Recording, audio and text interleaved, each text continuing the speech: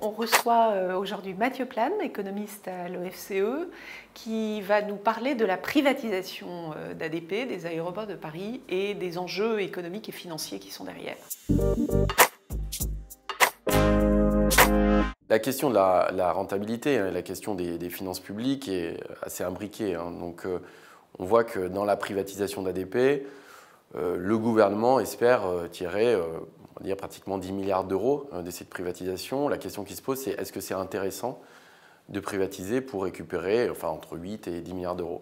La réponse est certainement non, pour plusieurs raisons. La première, c'est que finalement, ADP est une activité, en tout cas un groupe qui est extrêmement rentable. Il faut savoir que la rentabilité d'ADP est même supérieure à la moyenne des sociétés du CAC 40. Les gains à attendre restent élevés parce qu'on voit que la situation d'ADP est particulière.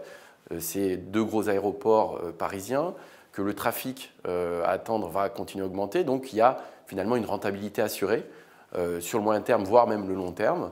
Et donc un groupe comme ça, finalement, est extrêmement sécurisé pour l'État dans les dividendes qu'il va recevoir. Et donc la question, c'est pourquoi le vendre alors même qu'on a un groupe qui est très rentable, que les intérêts financiers, finalement, sont plutôt dans le fait de garder ADP, la Française des Jeux ou bien sûr Engie, avec un État fortement actionnaire.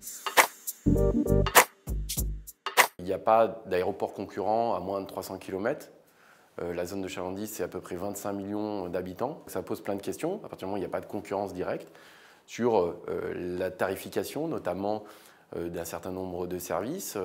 Donc, il y a aussi une problématique qui se pose, c'est comment l'État va gérer, réguler justement ce monopole. À partir du moment où il va mettre des contraintes ou un cahier des charges assez drastique, à ce moment-là, l'intérêt pour les investisseurs va diminuer. Donc la question même budgétaire va se poser sur les recettes à tirer d'une telle vente. Quand on se compare notamment aux autres pays, il faut savoir que finalement, la majorité des aéroports sont plutôt publics et que le privé n'est pas ce qui est fait partout.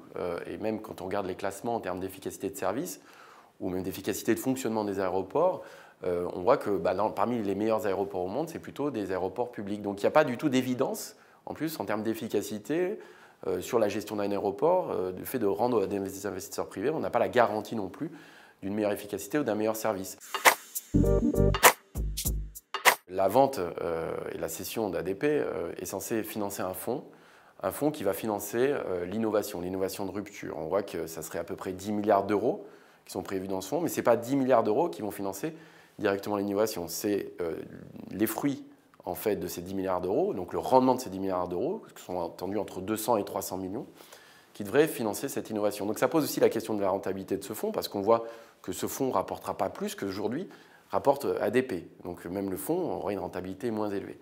Après, la question, c'est est-ce qu'il faut mettre en place un fonds pour financer l'innovation?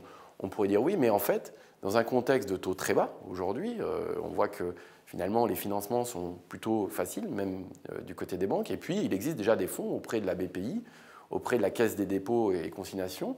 Et donc, se pose la question de l'intérêt de développer un tel fonds, de privatiser ADP pour créer un fonds qui va rapporter que 250 millions d'euros, entre 200 et 300 millions d'euros par an, pour financer l'innovation, sachant que les dividendes qu'aujourd'hui touchent l'État, que ce soit par ADP, la Française des Jeux ou bien sûr Engie, ils sont largement supérieurs au rendement de ce fonds.